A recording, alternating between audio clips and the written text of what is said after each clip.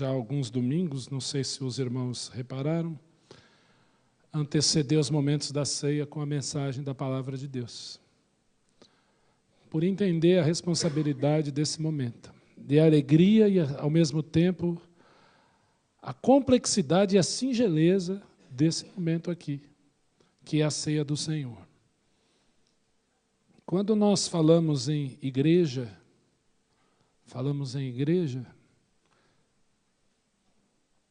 às vezes eu escuto, por que eu preciso ir à igreja?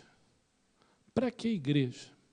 Talvez eu possa ter a minha comunhão, minha leitura bíblica em casa, com os meus amigos, num piquenique igual ao de ontem. E quando nós pensamos em igreja, nós pensamos em um lugar, 4 paredes. Mas há aqueles que vão dizer, mas igreja não é lugar, igreja somos eu e você, onde 2 ou 3 estiverem reunidos no nome de Jesus. E são perguntas, são colocações válidas e muitas delas verdadeiras. Mas eu queria falar hoje sobre igreja, a igreja que Jesus quer. A igreja quer que você seja, individualmente, e a igreja que Ele quer que nós sejamos como um todo. Seja lá de onde você vem, onde você congrega. E digo isso especialmente à nossa IPBI. Convido você, então, a abrir a sua Bíblia em 1 Coríntios, capítulo 12.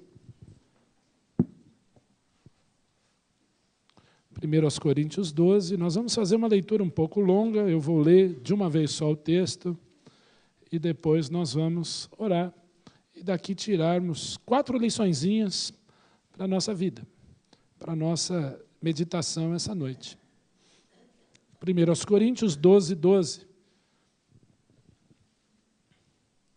Assentados mesmo, você pode acompanhar a leitura, e nós vamos ler, então, algumas lições aí desse texto. 1 Coríntios 12, 12.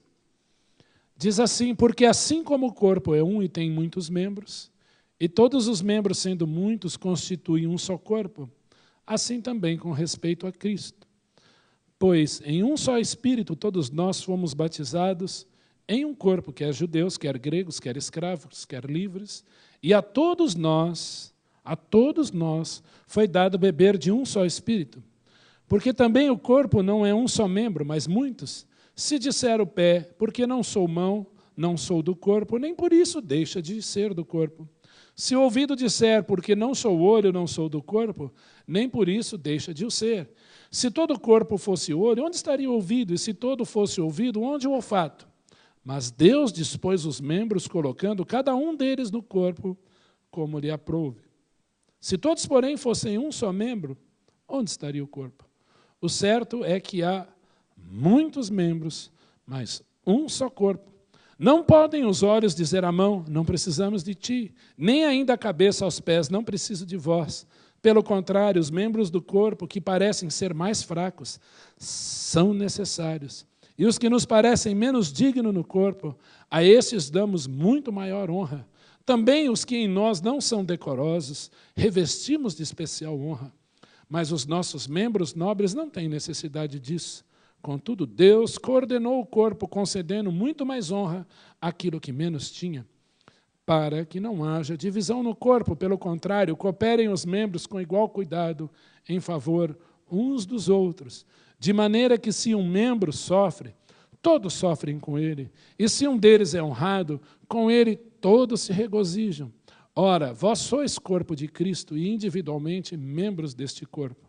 A uns estabeleceu Deus na igreja, primeiramente apóstolos, em segundo lugar profetas, em terceiro lugar mestres, depois operadores de milagres, depois dons de curar, depois socorros, governos, variedades de línguas. Porventura são todos apóstolos ou todos profetas? São todos mestres ou operadores de milagres? Têm todos dons de curar? Falam todos em outras línguas? Interpretam-nas todos? Entretanto, procurai com zelo os melhores dons. E eu passo a mostrar-vos ainda um caminho sobremodo excelente. Ainda que eu fale a língua dos homens e dos anjos, se não tiver amor, serei como bronze que soa, ou como símbolo que retine. Ainda que tenha o dom de profetizar e conheça todos os mistérios e toda a ciência, ainda que eu tenha tamanha fé, ao ponto de transportar montes, se não tiver amor, nada serei. E ainda que eu distribua todos os meus bens entre os pobres, e ainda que entregue o meu próprio corpo para ser queimado, se não tiver amor, nada disso me aproveitará. O amor é paciente, é benigno. O amor não arde em ciúmes, não se ufana, não se ensoberbece, não se conduz inconvenientemente, não procura os seus interesses, não se exaspera, não se ressente do mal, não se alegra com a injustiça, mas alegra-se ou regozija-se com a verdade. Tudo sofre, tudo crê, tudo espera, tudo suporta. O amor jamais acaba. Mas havendo profecias, desaparecerão, havendo línguas, cessarão, havendo ciência, passará, porque em parte conhecemos e em parte profetizamos. Quando, porém, vier o que é perfeito, então o que é em parte será aniquilado. Quando eu era menino, falava como menino, sentia como menino, pensava quando menino. Quando cheguei a ser homem, desisti das coisas próprias de menino, porque agora vemos como em espelho, obscuramente, então veremos face a face. Agora conheço, em parte, então conhecerei como também sou conhecido. Agora, pois, permanecem a fé, a esperança e o amor. Estes três, porém, o maior destes é o amor. Pai, nós nos colocamos diante de Ti mais uma vez com gratidão pelo trecho da palavra lido e que dele possamos tirar lições para nosso aprendizado, para a Tua glória. Em nome do Senhor Jesus. Amém, Senhor, amém. Primeira lição desse texto enorme que nós lemos aí, e eu gosto muito desse texto, para entender 1 Coríntios 13, por exemplo, você tem que ler 1 Coríntios 12 e 1 Coríntios 14. Para você entender 1 Coríntios 14, você tem que ler 1 Coríntios 12 e 1 Coríntios 13.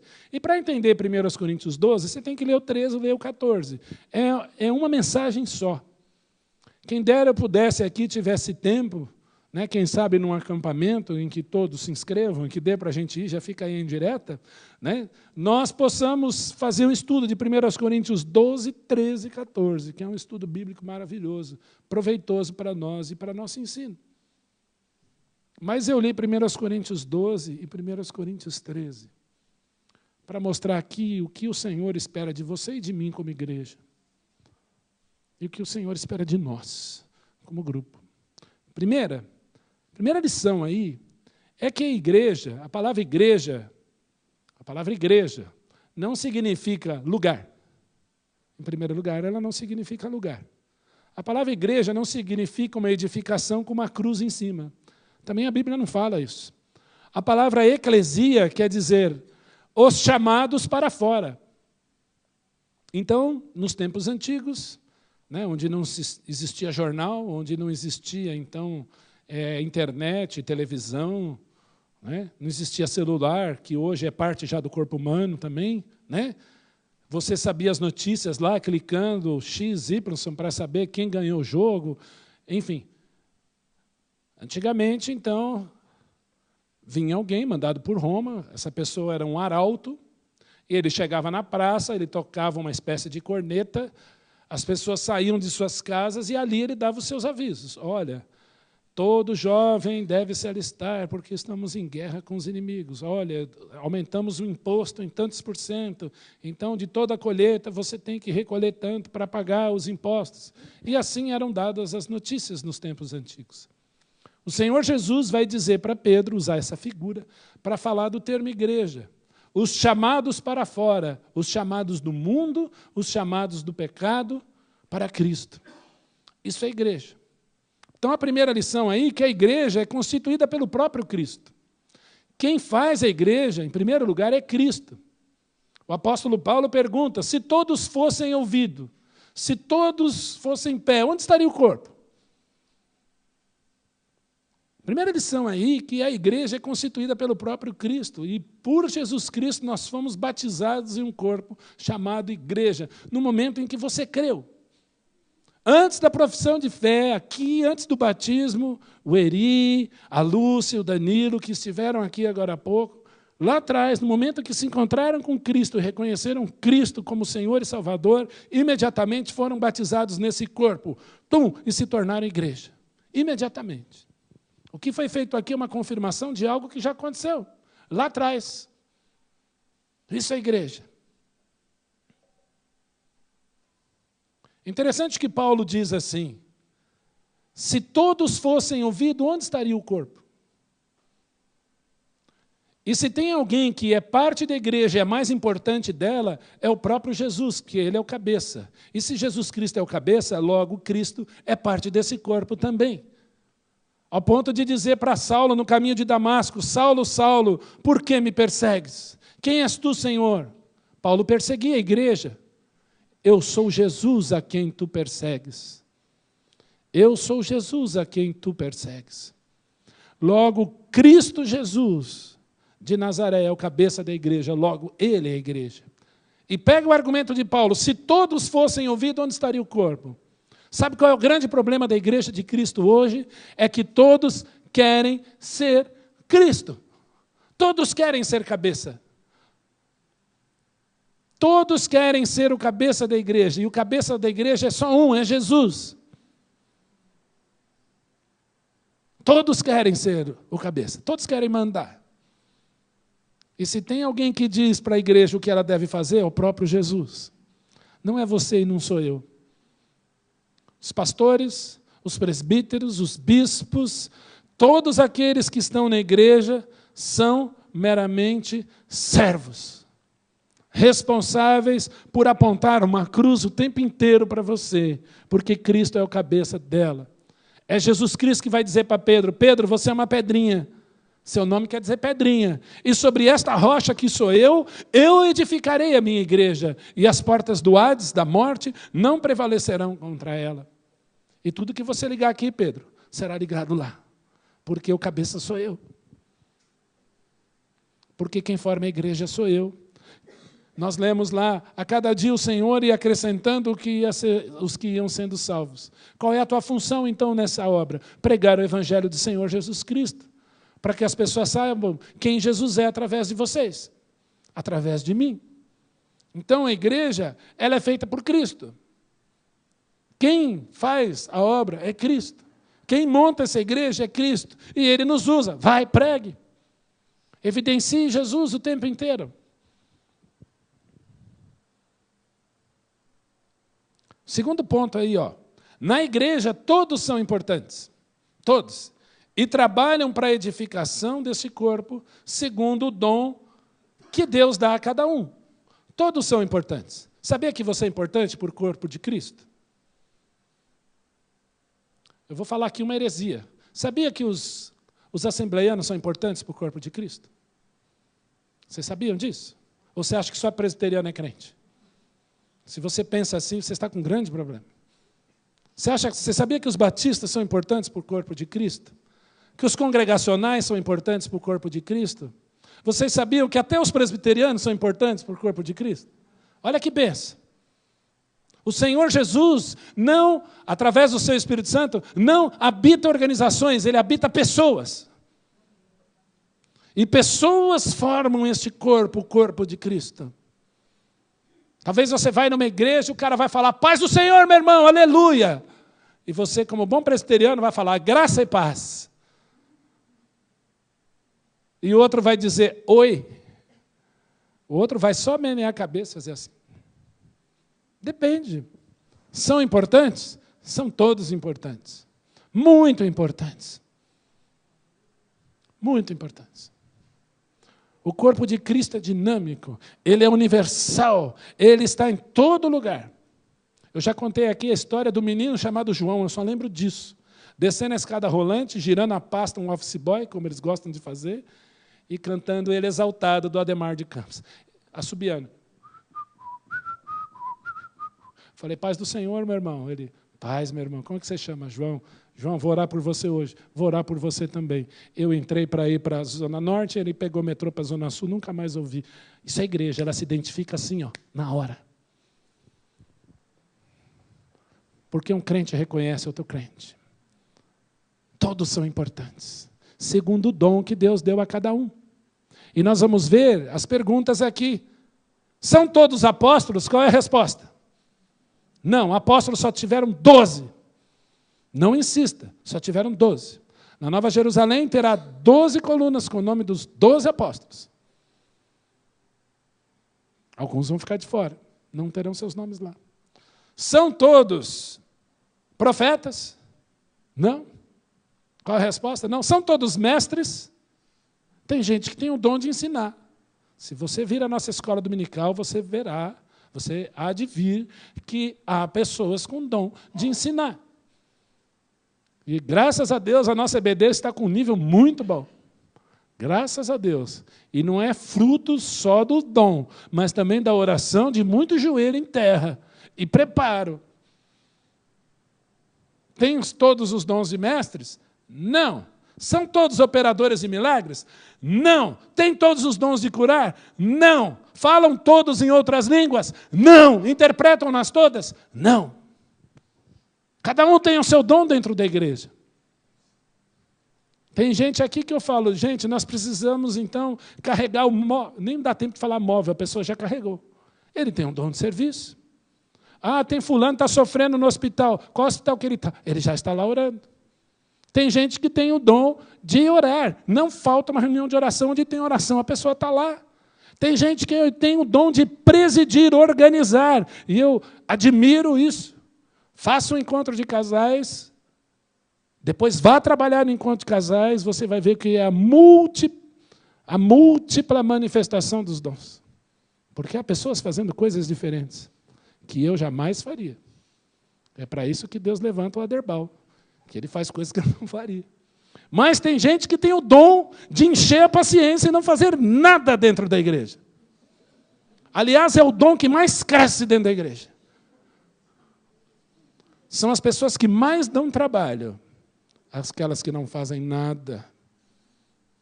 É o dom de não fazer nada, e esse dom não está listado aqui, nem em Efésios 4, que fala dos dons. São dons, mas os dons espirituais são aqueles dons que Deus dá. Talvez nós, muitas vezes, nos olhamos tanto para nós que nós esquecemos que o Senhor nos deseja usar, segundo o dom que Ele deu a cada um. E cada parte desse corpo de Cristo é importante. Eu escutei de um cientista o seguinte: há muitas coisas que nós precisamos descobrir sobre o apêndice. Porque não é possível que Deus tenha criado uma coisa que não serve para nada. E há de chegar o tempo em que descobriremos muitas coisas. E aí ele veio com um artigo me mostrando, olha o que nós já descobrimos, né, doutor? Há muitas descobertas. Porque todas as partes são necessárias. Todas. Você é necessário para esse corpo, porque na igreja todos são importantes. E trabalham para a edificação. Quando Neemias vai reconstruir os muros de Jerusalém, ele leva ali não só pedreiros, especialistas em construção de muro, e eu sempre digo que pedreiro é o físico mais leigo que eu conheço, porque ele pega um prumo, solta aquele fio de nylon com aquele peso ali, ele bate o olho, ele faz um muro retinho. Eu lembro que o meu cunhado tentou fazer um muro lá na casa do meu sogro em Valinhos, e o muro que ele fez ganhou o apelido de S do Senna. Lembra? Por quê? Porque ele não sabia daquilo.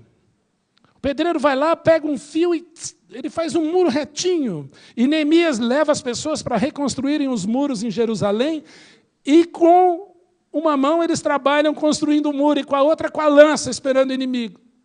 E quando o inimigo vinha, eles tinham que lidar com isso, porque vinha aquela turma dizendo, vocês não vão conseguir, isso não vai dar certo, esse muro vai cair, está errado. E, infelizmente, nós sabemos que há pessoas que muitas vezes não desejam que você construa a igreja de Cristo. Torce para dar errado. Torce para dar errado. E eu não estou falando da IPBI, eu estou falando de igreja, corpo de Cristo. Todas as pessoas que são acolhidas aqui como membros, como foram acolhidos Martin, Carla, Elba, André e Camila, eu sempre falo, saiam em paz das igrejas onde vocês vieram. Não saiam brigados, saiam em amor, porque se vocês foram úteis lá um dia, vocês podem ser úteis aqui e amanhã estarão em outro lugar. Eu nunca me imaginei fora de Vila Mariana, e o Senhor me trouxe para cá. Amanhã não sei para onde Ele vai me levar, não sei para onde Ele há de te levar. Rodrigo e Maísa já foram para outras igrejas, estão sendo úteis lá. O corpo de Cristo é assim, ele é dinâmico. Quem edifica é o Senhor. E todos têm finalidade dentro desse corpo. Terceiro ponto. Eu digo que 1 Coríntios 13 não está aí à toa, nesse contexto. Você já deve ter lido 1 Coríntios 13 em mensagens de casamento. É válido? É. Para falar aconselhamento para casais, é válido? É. Eu já vi até na boca do Renato Russo, 1 Coríntios 13, em parte. Ele pegou um pouquinho de Camões, um pouco da Bíblia e fez a Monte Castelo, famosa canção.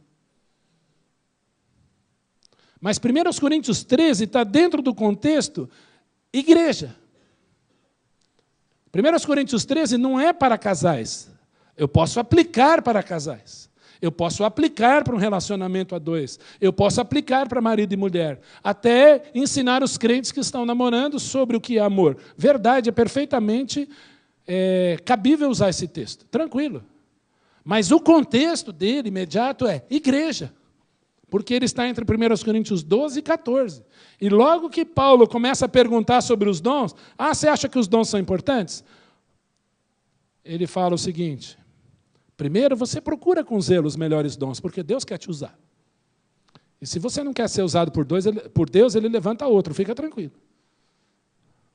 Mas ele fala o seguinte, ainda no versículo 31, falando dos dons: agora eu passo a mostrar-vos um caminho sobremodo, ou mais ainda excelente.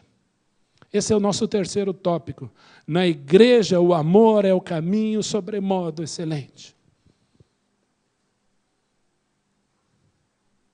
Eu preciso estar disposto a amar aqui, ó. Aqui. Eu preciso estar disposto a amar. E a grande virtude do amor é perdão. A grande virtude do amor é andar a segunda milha. Isso não significa que você há de tolerar aqueles que causam divisão e escândalo em desacordo com a doutrina que aprendestes. Aquele que se diz irmão for idólatra, avarento. A Bíblia diz para nós nem comermos com ele, nem sentarmos à mesa com ele. Porque precisamos questionar se nasceu de novo mesmo. Porque aquele que nasceu de novo dá fruto para a obra. Mas, na igreja, o amor é o caminho mais excelente. E aí você tem a definição do que é amor. Está disposto a amar? O que é amor? Amor é paciência, o amor é bondade. O amor não arde em ciúmes. O amor não se ufana, não se ensoberbece, não se conduz inconvenientemente, não procura os seus próprios interesses, não entra em desespero, não se ressente do mal, não se alegra com a injustiça, mas alegra-se com a verdade, tudo sofre, tudo crê, tudo espera, tudo suporta. O amor não acaba. Isso é amor. Isto é amor. Nós estamos diante de uma mesa, e essa mesa é a maior manifestação de amor da história. Esta mesa é a mesa do amor. É a mesa em que Cristo me amou. Deus prova o seu próprio amor para conosco pelo fato de ter Cristo morrido por nós, sendo nós ainda pecadores. Isto é esta mesa. Cristo olhando para mim e dizendo: você é um pecador, você é digno da minha ira, mas eu te amo e morri por você. É Deus olhando para o pecador com uma mão dizendo: eu vou te esmagar, porque você é um pecador. Mas com a outra mão ele dizendo: eu vou te acolher, porque eu amo você. É com uma mão ele estendendo juízo, porque ele é fogo consumidor, mas com a outra mão dizendo: com amor eterno te amei, com benignidade te atraí. Se ele é só amor, onde está a sua justiça? Se ele é essa justiça, onde está o seu amor? Cristo é aquele que levou sobre si o nosso pecado, a ira de Deus, para que você fosse salvo. O amor é o caminho mais excelente nesse corpo.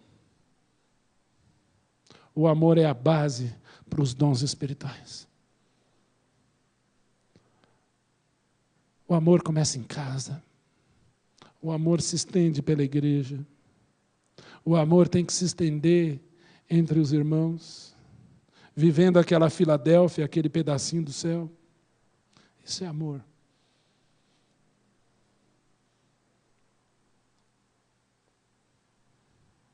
Na igreja, o amor é o caminho mais excelente. Talvez você diga, nunca mais vou pôr o meu pé lá. Não posso estar no meio dos crentes. Crentes são falsos. Sabe que você tem razão? Falei hoje, essa manhã, o que você espera de um pecador se não for pecado? Sabe o que eu espero de você? O mesmo que você deve esperar de mim. Pecado, somos pecadores. Mas se somos pecadores redimidos, o que nós devemos esperar um do outro? Que Cristo exerça misericórdia através de nós o tempo inteiro. Que você seja capaz de amar e conviver com seu irmão. Assim como Cristo convive com nós, porque Cristo é a igreja também, por incrível que pareça. Ele é o cabeça da igreja. E como cabeça, Ele comanda todo o corpo. E por fim, final do 1 Coríntios 13, diz, quando eu era menino, falava como menino, sentia como menino, pensava como menino. Quando cheguei a ser homem, desisti das coisas de menino. A igreja teve o período que ela foi embrionária, que ela foi um menininho pequenininho, como nós lemos lá em Atos 2. A igreja começa só com um grupinho de judeus, com 12, com 11, e Cristo como cabeça. Depois, num discurso de Pedro, 3.000 conversões. O primeiro apelo da história. Tem crente que não faz apelo, eu faço, é bíblico. Vamos lá, quem quer? 3.000. Pedro batiza 3.000. Numa leva só. E aí você ouve o discurso de Pedro, você fala assim, o que Pedro pregou? Tem muitos pastores que às vezes vão estudar 12 maneiras de fazer uma pregação de sucesso. Graças a Deus eu tive um mestre na palavra que disse assim, faça da Bíblia o seu esboço. Leia muitas vezes o texto e faça da Bíblia o seu esboço. Tenha segurança no texto. E a igreja vai crescendo. Pedro faz um discurso onde ele só fala de Jesus, do começo ao fim. E a IPBI tem como lema isso, nós vamos falar de Jesus do começo ao fim, porque não pode ter outro assunto aqui. Porque nós dependemos dele, nós dependemos do que ele fez naquela cruz, e essa mesa mostra isso. Eu dependo de Jesus. Eu dependo de Jesus. O nosso relacionamento entre igreja depende de Jesus, não de você e nem de mim. Porque se depender do meu irmão, ele só tem pecado para me dar, e eu também. Mas se depender de Cristo, nós sabendo de tudo isso, nós vamos glorificar a Cristo, apesar do que nós somos. Mas somos pecadores redimidos.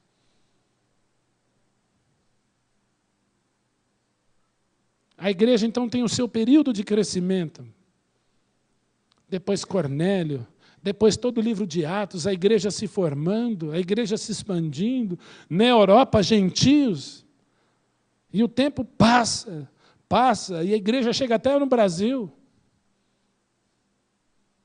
Vale a pena ler um livrinho chamado Celeste por Vir, Inserções do Protestantismo no Brasil. Como era a igreja que chegou aqui, começou aqui em terras brasileiras. Como as pessoas se uniam e se espalhavam.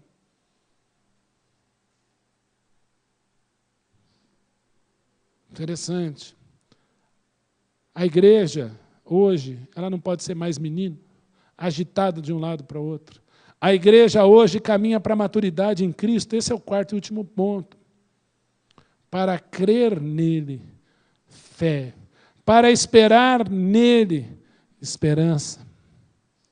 Mas, acima de tudo, o mais importante, o amor. Para viver o elo da perfeição, hoje e para sempre, que é o amor. A igreja caminha para uma maturidade, e ela deve caminhar para isso, e ela deve desejar isso. Uma igreja que creia na obra de Cristo, que viva do Evangelho. Não uma igreja de crentes carnais, de crianças em Cristo, que determina, que quer, que exige, Deus me dá isso agora, porque eu sou seu filho. Parece crente mimado. Eu quero, bate o pé, igual criança no supermercado, querendo carrinho. Eu quero o meu carrinho agora, é uma BMW da marca tal. O que é isso? Isso não é maturidade, isso é criancice espiritual. A igreja que depende de Cristo, que crê no Evangelho, de fé em fé. Nós vivemos um cristianismo light. Eu ia falar o nome do regime, mas melhor não falar. Mas nós vivemos um cristianismo light. Muito tranquilo. Vamos lá, marquei um encontro com Deus. Vamos lá hoje. Vamos lá. Oi, Jesus, tudo bem? Daqui a alguns meses eu volto. O que é isso? É todo dia. É abrir a Bíblia de manhã, Senhor, eu desejo o Senhor de manhã, é ler a Bíblia em casa, é orar com os filhos, com a esposa todos os dias. Isso é cristianismo. Fé. Senhor, eu dependo de Ti para levantar dessa cama hoje de manhã. Fé. Mas é um cristianismo também, a igreja vive aquilo que nós chamamos de esperança. Não se fala mais da volta de Jesus e Jesus vai voltar. Jesus há de arrebatar sua igreja. O mundo vai entrar numa tribulação como nunca houve na história e o Senhor Jesus voltará com poder e grande glória e a sua igreja glorificada, ataviada com Ele. E todo olho o verá, até quantos o traspassaram, Israel o verá. E todo mundo saberá que o Senhor Jesus é o Senhor para a glória de Deus Pai. Isso é esperança. Mas o Espírito Santo de Deus leva o apóstolo Paulo a dizer que de todos esses três, entre fé, esperança e amor,